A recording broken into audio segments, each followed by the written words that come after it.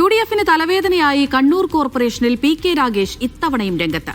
12 ഡിവിഷനുകളിലാണ് രാഗേഷിന്റെ നേതൃത്വത്തിലുള്ള ഐക്യ ജനാധിപത്യ സംരക്ഷണ സമിതി മത്സരിക്കുന്നത്. കോർപ്പറേഷൻ ഭരണം നിശ്ചയിക്കുന്ന നിർണായക ശക്തിയായി തങ്ങൾ മാറുമെന്ന് രാഗേഷ് പറയുന്നു. കണ്ണൂർ കോർപ്പറേഷനിൽ 2015 സാഹചര്യം ആവർത്തിക്കുമെന്ന് അവകാശപ്പെട്ടാണ് PK രാഗേഷ് മത്സരത്തിനിറങ്ങിയിരിക്കുന്നത്. ഫലം വരുമ്പോൾ കോർപ്പറേഷൻ ഭരണം നിശ്ചയിക്കുന്നത് തങ്ങളായിരിക്കുമെന്നാണ് രാഗേഷിന്റെ അവകാശവാദം. ബലാബലം വന്ന 2015 രാഗേഷിന്റെ പിന്തുണയാണ് LDFന് തുണയായത്.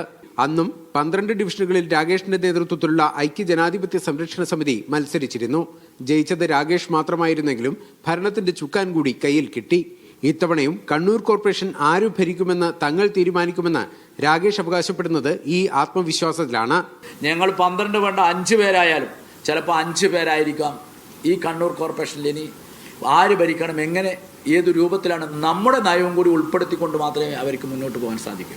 അതുകൊണ്ട് കണ്ണൂരിലെ ജനത്തിന് ഉപകാരപ്രദമാകുന്ന രീതിയിലുള്ള ഒരു ഭരണ സംവിധാനമാണ് നമ്മളെ സംബന്ധിച്ചിടത്തോളം ഏറ്റവും പ്രധാനമായി നമ്മൾ ലക്ഷ്യം വെക്കുന്നത്. കണ്ണൂരിന്റെ വികസനത്തിനുതകുന്ന നിരവധി പദ്ധതികളും അഴിമതിരഹിത ഭരണമെന്ന നയപ്രഖ്യാപനവുമായാണ് PK രാഗേഷ് രംഗത്തുള്ളത്.